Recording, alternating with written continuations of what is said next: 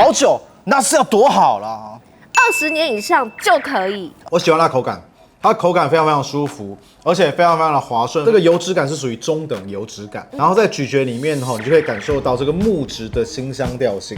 好好喝。你这是骑的是不是野狼125？你骑的是电动车。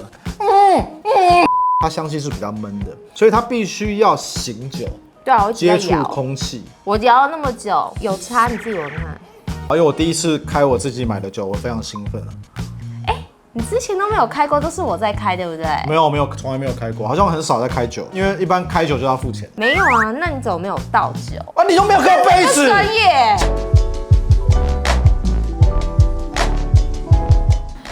怎么样？深恒昌到。我知道深恒昌3个字，我认得。你说回来的时候要买好喝的酒给我们喝。好酒，那是要多好啦！20年以上就可以。20年，但是我没有带钱包啊。没关系，钱包在我这边，走。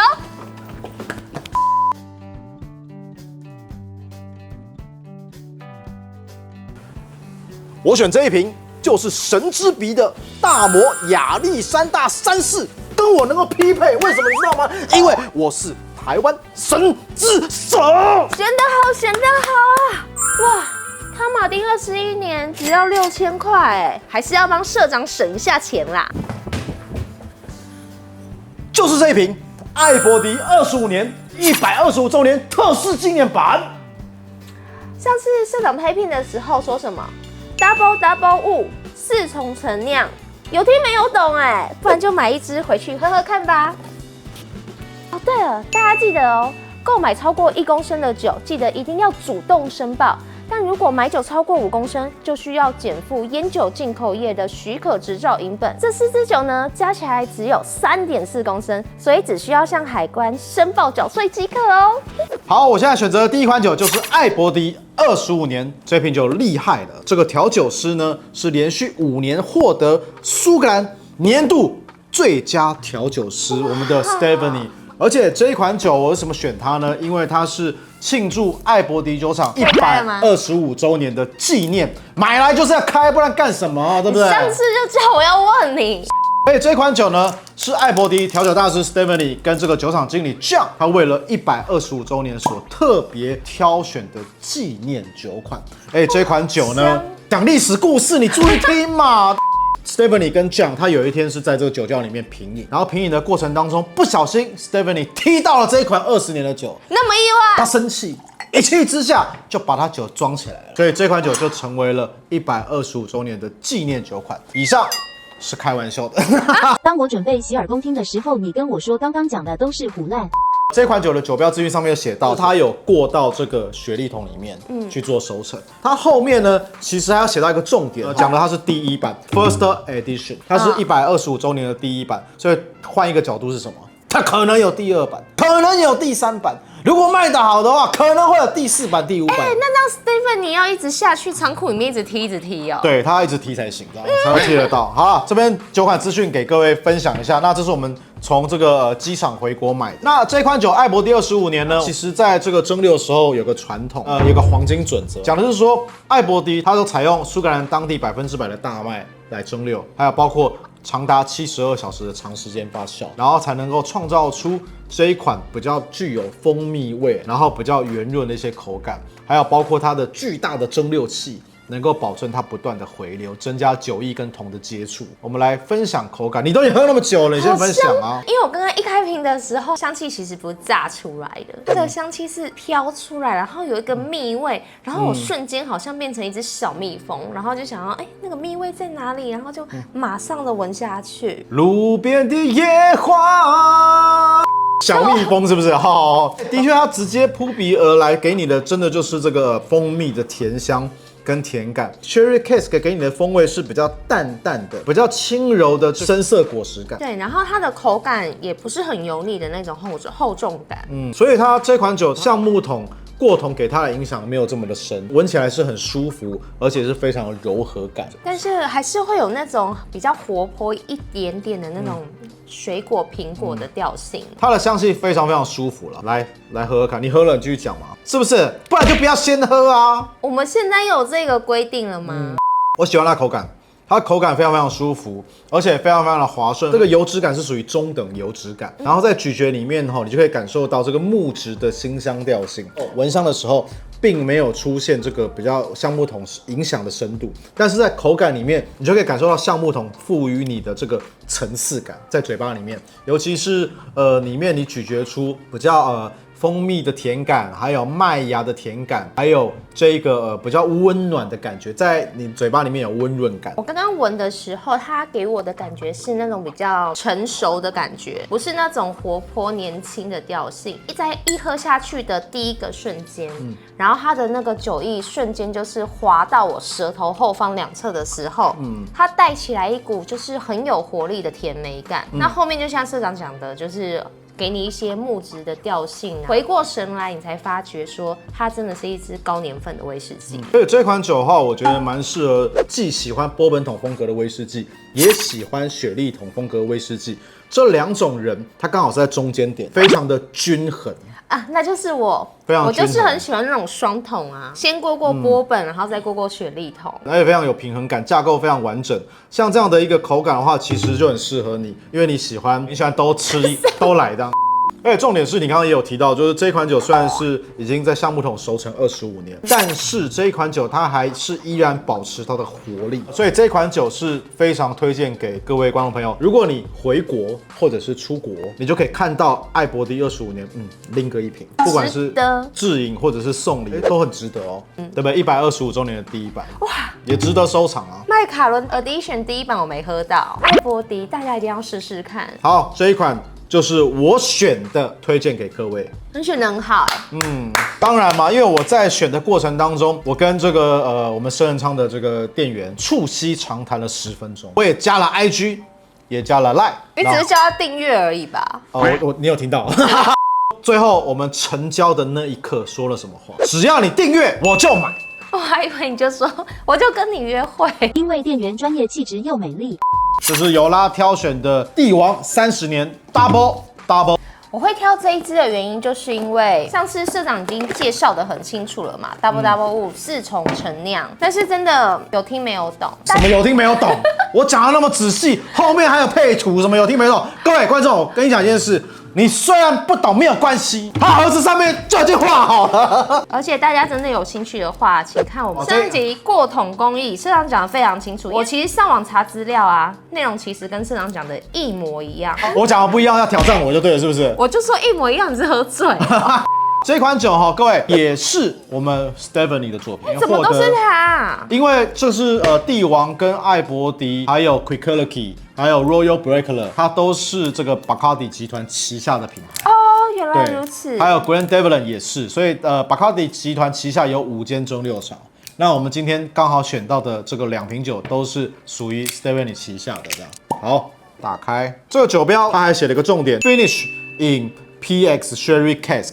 然后还有这个是小批次。那通常我们在喝酒的时候或是买酒的时候，很重要的是什么？读酒标，一定要把酒标读清楚、读熟，你就会知道说这款酒它的来历是什么，它到底做了什么事情的。哦，它的雪莉桶的风格就非常明显，很清楚的木质调性，它比较偏向于葡萄的手感、果实感，可是又没有到葡萄干那么的腻，清清爽爽甜甜的葡萄干。对，这款酒的甜感蛮重的哦。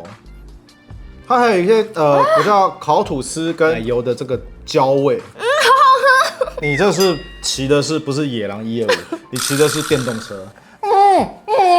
喝进去你的嘴巴里面马上浮现出有点焦糖布丁的感觉，然后甜感真的还蛮重的。哦，你说的焦糖布丁应该就是下面那一层焦糖，对不对？统一布丁下面那个焦糖也对，也是那种感觉。喝下去以后，尾韵回给你的后味是带有淡淡的一些涩感，单宁吗？对，单宁感、涩感。哎呦，厉害哦！哦，难怪他说他有过这 PX 雪莉桶。你刚刚明明就讲过了，我刚刚讲过是不是？所以这款酒是我认为它比较偏向于轻松易饮的一个口感，可是它的这个层次的堆叠感也是有出现。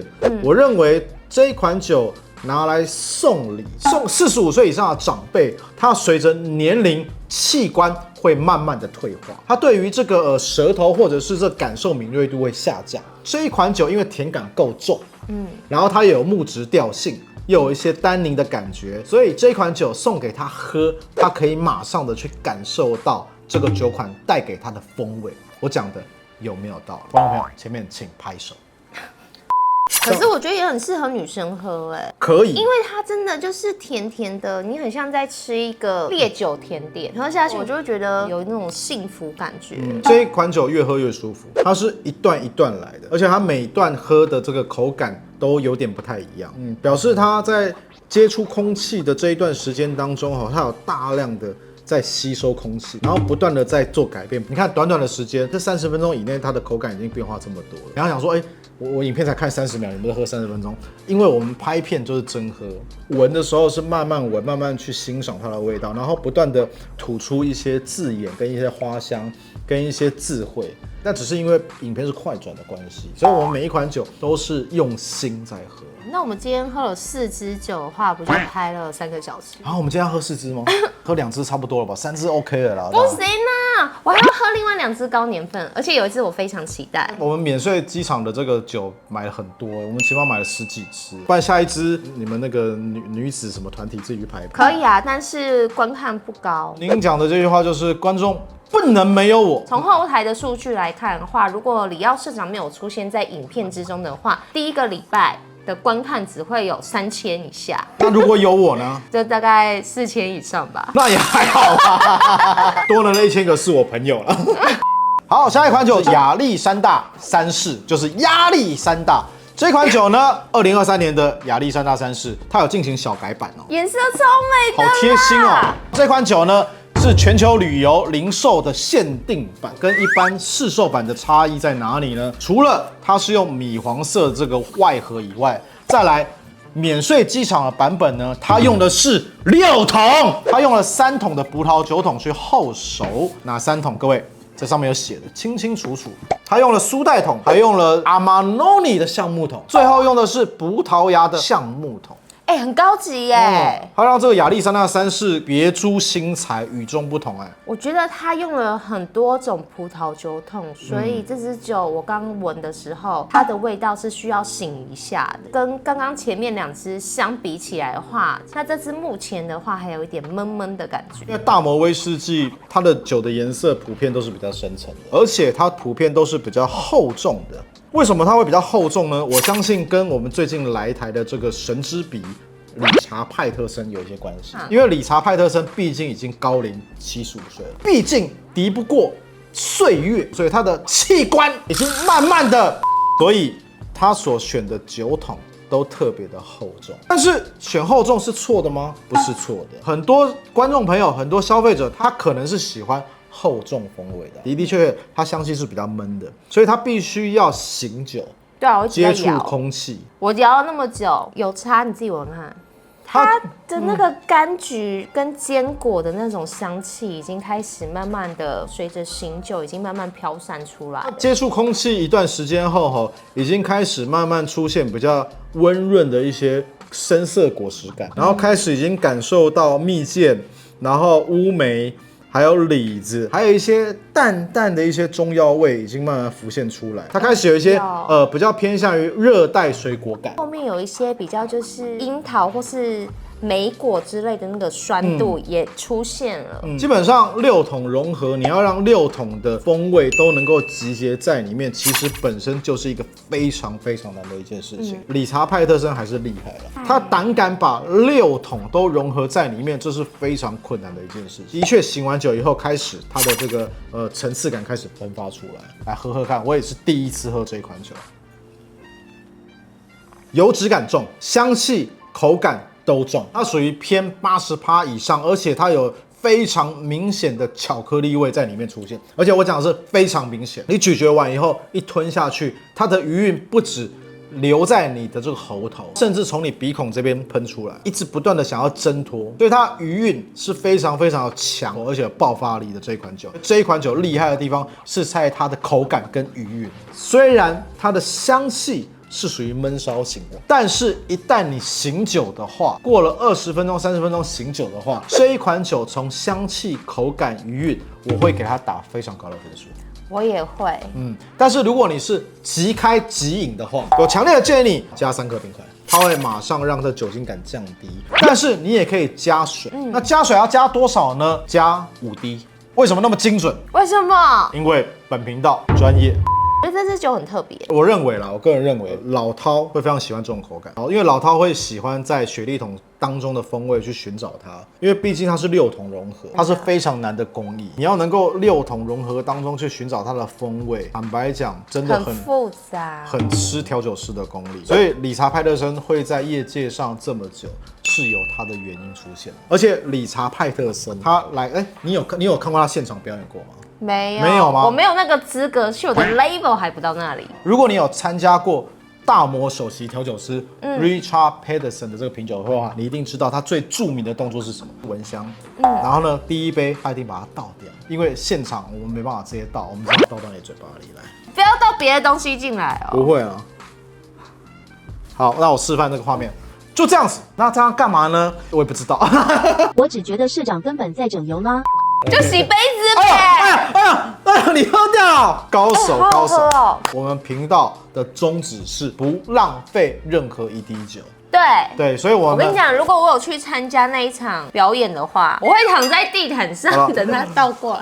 好了，各位观众朋友，不要让你们觉得我在欺负油啦。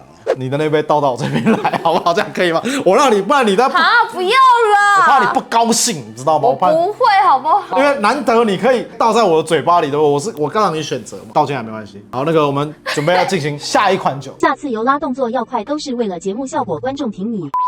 那这一款是汤马丁21年，那汤马丁的免税通路产品呢，目前就是有8年、12年、15年还40年，跟最新的这一个21年的版本。这款汤马丁是首次冲注于波本桶项目超过20年的。经过官方的描述呢，这种非冷凝过滤的威士忌有新鲜的烤羊角包、温暖的天然味道，然后还有温和的水果味。你有吃过烤羊角面包吗？没有啊，因为我第一次开我自己买的酒，我非常兴奋。你之前都没有开过，都是我在开，对不对？没有，从来没有开过，好像很少在开酒，因为一般开酒就要付钱。没有啊，那你怎么没有倒酒？你又没有开杯子，专业，奇怪了。